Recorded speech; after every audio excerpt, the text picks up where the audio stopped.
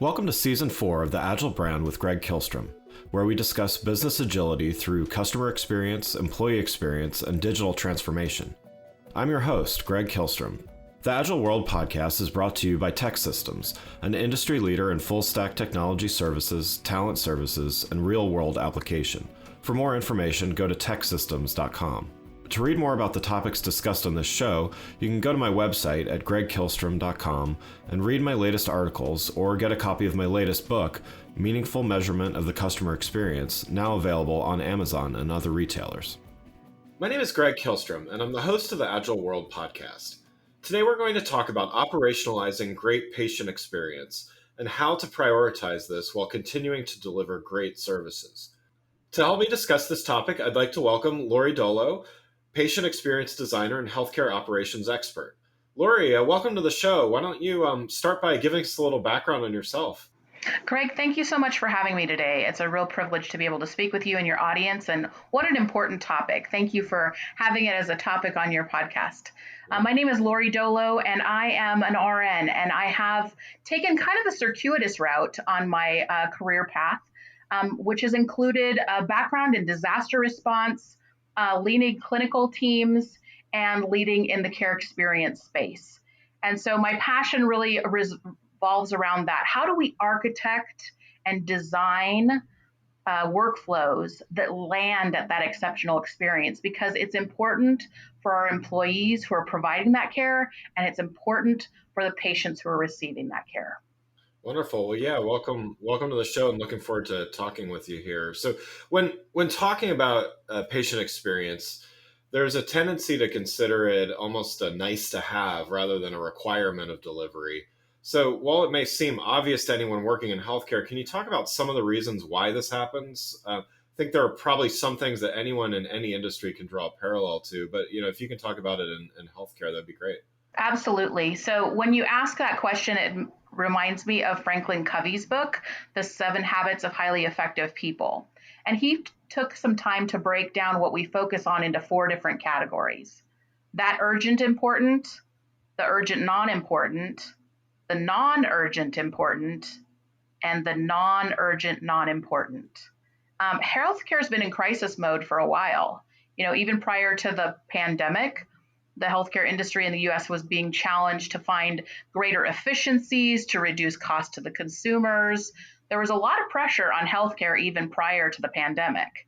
And as I speak to many frontline healthcare practitioners and healthcare leaders, I see the tyranny of the urgent really driving decisions. We have been in crisis mode kind of so long now that that's really framing how we're going about making decisions. And so patient experience falls into that non-urgent important space often, which often gets drowned out by the crisis of the urgent item of the moment that we need to solve to. So that's where I think it ends up leaving it as a nice to have instead of a critical to have. But I'd caution us, however, that if non-urgent important things are left in that nice to have category too long, then just like it catches up with us when you don't pay your bills on time because that's non-urgent important stuff, that lack of focus on patient experience is going to catch up with us at an organizational level as well. If we don't take time to invest time and resources into designing and implementing that consistently exceptional patient experience, we're going to fail to differentiate ourselves to healthcare's consumers. And because of that, then membership in health plans is going to fall. People are going to move to different organizations. They're going to be looking for that place that does differentiate themselves. And so organizations that want to lead in this area are going to need to move patient experience from being that frosting into the flour, right? When we think about building a cake, you can't have a cake without flour. So it's an integral part about how you design the care you provide. And it's that differentiator. And it's also really important at a financial level too. I know finance and efficiency tend to be a couple of the things that healthcare is really focused on right now. And at a financial level, we are moving into a space where Medicare 5-star is one of those areas that companies want to be awarded. If you're awarded a Medicare 5-star rating, it means that you can enroll Medicare people all year long into your plan. If you are not, if you're below that 5-star ranking, you can only enroll them during a certain part of the year. And so that limits the amount of people and membership that you can bring in at that Medicare level. And Medicare has switched. They used to really use metrics around the clinical space as the key factors to achieving that Medicare 5-star. And over the past few years, they have been moving that emphasis on clinical over to the emphasis on experience. And this upcoming year, the experiential metrics are actually weighted 4 times as heavy as the clinical areas. And so you'll see even at that financial level that experience is ringing in really high. Yeah, so to kind of follow on that, and you touched on some of this already, but how do you change the attitude within the organization? Is it, you mentioned some of these drivers, but where does the attitude change occur so that this gets lumped in with more critical, with some of those critical issues as well that that might distract from the goal of patient experience? In healthcare, we look to evidence-based best practice to inform the things that we focus on and the things that we implement. And some research has come out in the past few years. Dr. Trzeziak and Mazzarelli are physician scientists who wrote a book called Compassionomics. And in that book, they collated a meta-analysis of a whole bunch of different research studies on the topic of compassion. And compassion has definitely been one of those things that in healthcare, 50% of people who come into healthcare say that they did not experience compassion when they were interacting with the healthcare workers. And as a nurse myself, that breaks my heart because that's one of those spaces in which we really want to uphold people.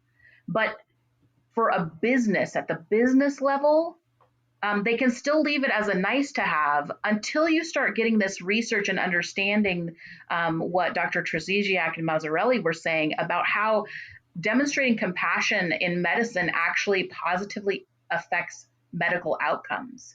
People get well and stay well longer if they're treated with compassion. It impacts patient experience. It impacts business profitability. If people are getting well faster and staying well longer, then they're not going to have as much of a burden on the healthcare system coming back and having the same conversation and going over the same area of topic with their physician. And even well-being of clinicians themselves is impacted by using compassion within the relationships and within their healthcare interactions. I think overcoming misperceptions is another space. I think the perception for many in the business area or maybe in the C-suite is that in order to provide exceptional patient experience, it's going to take too much time and it's going to cost us more. So those practices of good patient care are going to incur unwanted inefficiency, and they're going to impact cost. Back in 2017, Christy Dempsey with Press Ganey made a case for embedding a connection question into the nursing assessment time. You're already in there with a patient, you're already having this conversation with them, and one question embedded into that time. She called it the 56-second connection to achieve meaningful connection between that nurse and patient. And then Dr. Trzeziak and Mazzarelli, the authors of Compassionomics, actually reference 40 seconds. It only takes 40 seconds to have that authentic connection. And I would say there's times when we make authentic connections human to human that are as quick as a smile or as quick as a nod. It doesn't have to take a long time. And so I think overcoming that perception of, that's going to lead to inefficiency is an important thing for business leaders to understand in order to be able to prioritize that in the organization. So how do you incentivize, or what kind of programs do you put in place to do that? I mean, I love that concept of, it's only 40 seconds can make a huge difference. It's almost like the Geico commercials. It's like, it doesn't take a lot, in other words, to make a big effect. But, how do you put in place a program? What types of incentives? What other things have you seen that that can move the needle on making these kinds of changes? So I think a commitment to having it be a part of the culture of your organization. Is it referenced in your mission statement? Is it a driving force, and is it one of your values? Do you identify as a company with being a place that provides exceptional care? I think that's one of the areas. Are you hiring for it? Is it part of the structure of how you hire people into your organization? Often you hear people say you want to hire for attitude and train for skill, right? And so are your hiring practices, are the ways that you're interviewing people, bringing out people's attitude and commitment to exceptional patient experience? And then I think talking about it. Is it a regular cadence in leadership meetings, in the way that you talk with your staff? Patient experience metrics also need to be a part of the organizational goals and bonusing structure. So whatever you make as your organizational goals and your bonusing structure is what is a priority for that organization. If that's not in there, then what you're inadvertently saying to your staff and to your organization is that's not really as priority as these other things are. So I think elevating the priority of it within the organizational structure is an important thing. James Clear has a book called Atomic Habits, and one of the things that he talks about a lot is habit stacking. So one of the things that I tend to do with teams is look at what the workflow already is and how can you optimize a workflow that's already in place with adding a little habit stack. An example of that would be, as nurses and clinicians, we often ask the question, okay, a person's just told you they're in pain, and you ask them, tell me what that is on a 1 to 10 scale so that I can understand it better. Yeah. But a person just told you they're in pain. You need to pause and take a moment and acknowledge the fact that the person's in pain. And that could be as simple as saying, it sounds like this is really a difficult time for you right now, or I'm so sorry that this has brought you in here today. We're going to get this taken care of for you so that I can understand better what's going on with you. Can you give me that on a 1 to 10 scale? So putting it in a regular workflow that's already in place and just putting an optimizer in there really makes it easier for people to adopt. Dedicated time to actually do it. I was part of implementing a nurse leader rounding. And when we first started the program, it was at about 30% of our patients were getting a nurse leader in the room with them, asking them about how their experience has been. Towards the end, we were up in the 80s and 90s range because the organization dedicated some time and said, we're going to make this one area a meeting-free zone so that you guys have the time to do this practice. So dedicated time is another thing that's helpful. And then I think human-centered design, where frontline staff and patients are designing workflows together, is another critical piece. We have for too long designed in silo, just with healthcare professionals and without the end user being involved in that. And the dedication to having patient partners and having people who are with us on that design group are really critical to making sure that we land the architecture of care correctly.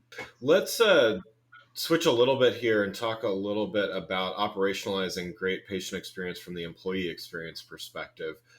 So to start out there, what do you see as the relationship between employee experience and the patient experience?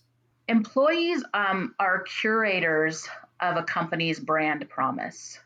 You know, sometimes companies run afoul of trying to improve patient experience without considering the connection to employee engagement.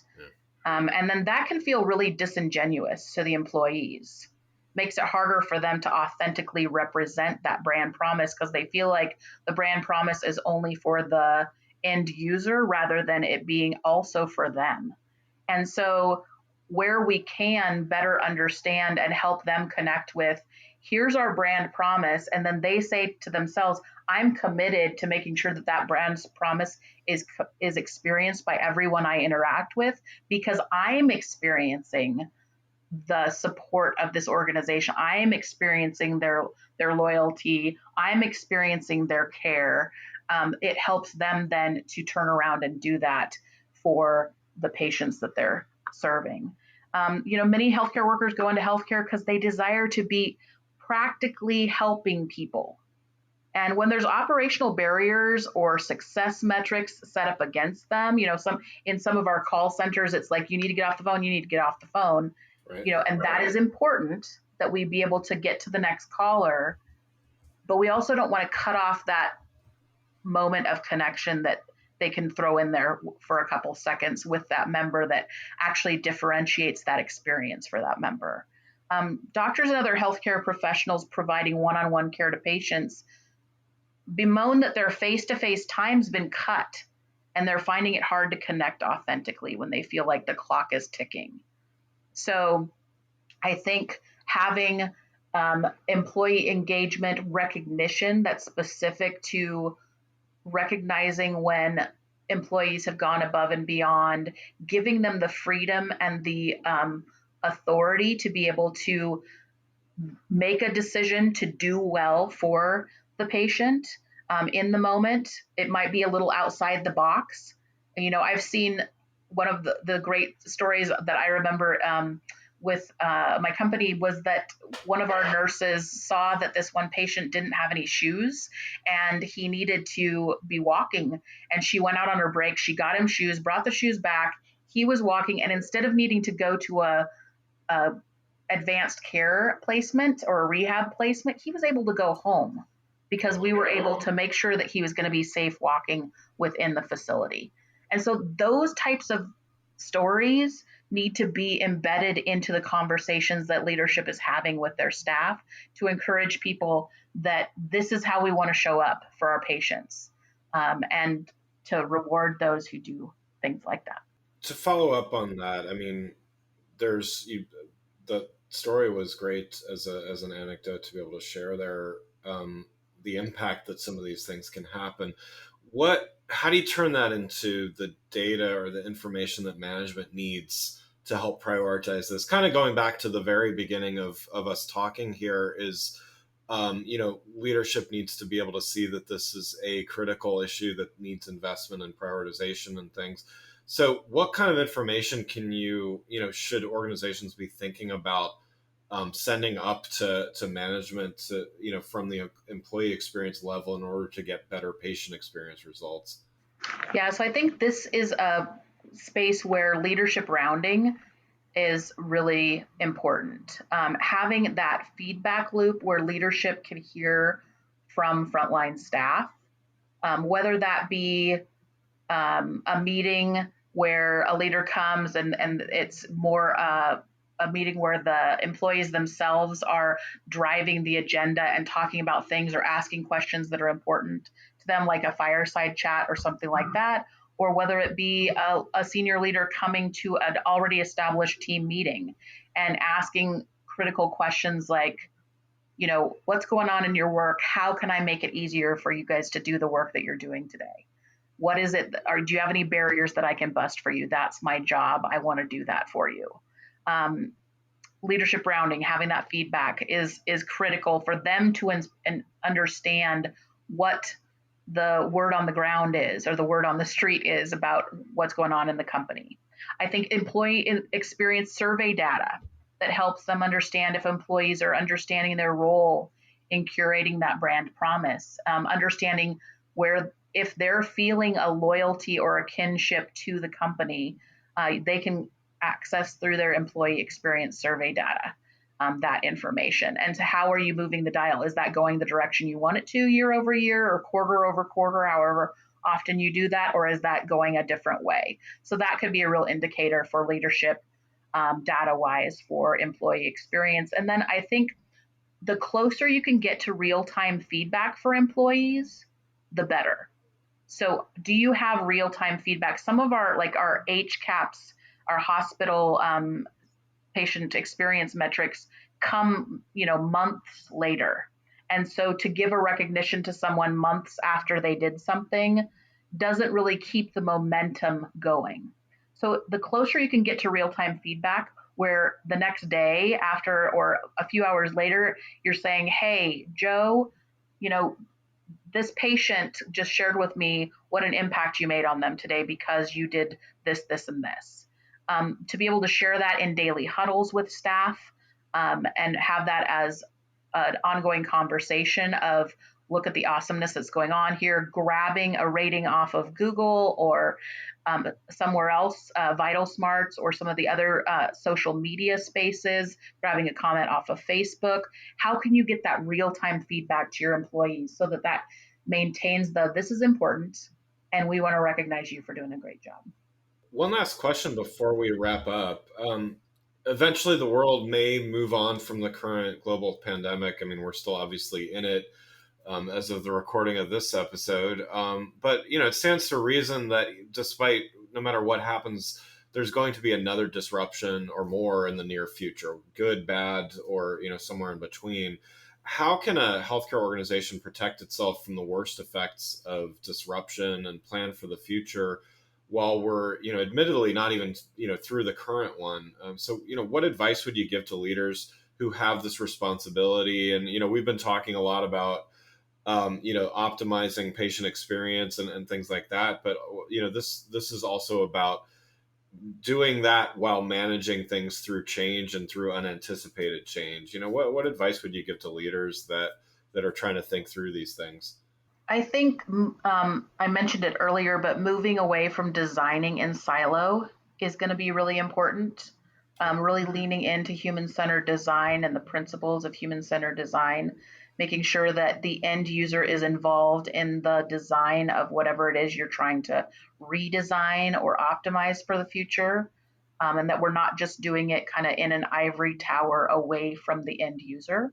I think is important. Yeah. I think helping both employees and patients not feel like a number, but as a valued participant, will help them to lock into loyalty. And that's going to help organizations weather the storm if they have this core group that's loyal to the company at the employee level and at the membership level. So I think one of the big crises right at the moment is staffing for a lot of healthcare organizations, and having staff move, whether it's been because of the complexity of their life or because maybe they're not feeling like the company's got their back.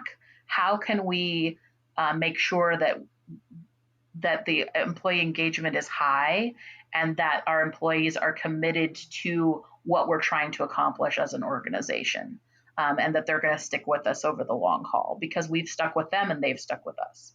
So I think that's one of the things to think about. And then I think making sure that some of the leadership roles in the organization are supported to focus and prioritize innovation, even in the midst of crisis.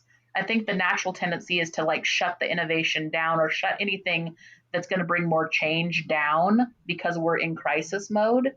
But if we stick there too long, then we're not going to be ready to bounce back into the innovation space when things ease up a bit. And I think just to use the word you used, change, there's a lot of change going on. Remembering that change management is a human thing. It's not just a numbers thing. And you have a lot of humans that you're trying to get all lined up going the same direction. And that takes quite a bit of lift from your middle management and from your executive management to make sure that people understand where we're going, that we've heard their concerns, that we've taken those into account, that we've helped them help us design it so that everybody's moving forward together. Well, Lorie, thanks so much for joining the show. For those listening, what's the best way for them to keep up with what you're doing? Yeah, so you can find me on LinkedIn at Lorie Dolo. Last name is like solo, but with a D, Delta, D-O-L-O. And I'm also going to be bringing forth a website. I've got some trainings coming up if people are interested in talking more with me. Happy to do that. You can find me at my website at www.loriedoloscott.com. Wonderful. Well, again, I'd like to thank Lorie Dolo, patient experience designer and healthcare operations expert, for joining the show. Thanks again for listening to the Agile Brand with Greg Kihlstrom podcast, brought to you by Tech Systems. If you enjoyed the show, please take a minute to subscribe on your podcast channel of choice and leave us a rating so that others can find the show more easily. You can access more episodes of the show at www.theagilebrand.show. To get a copy of my latest book, Meaningful Measurement of the Customer Experience, visit my website at gregkillstrom.com. Until next week, stay agile.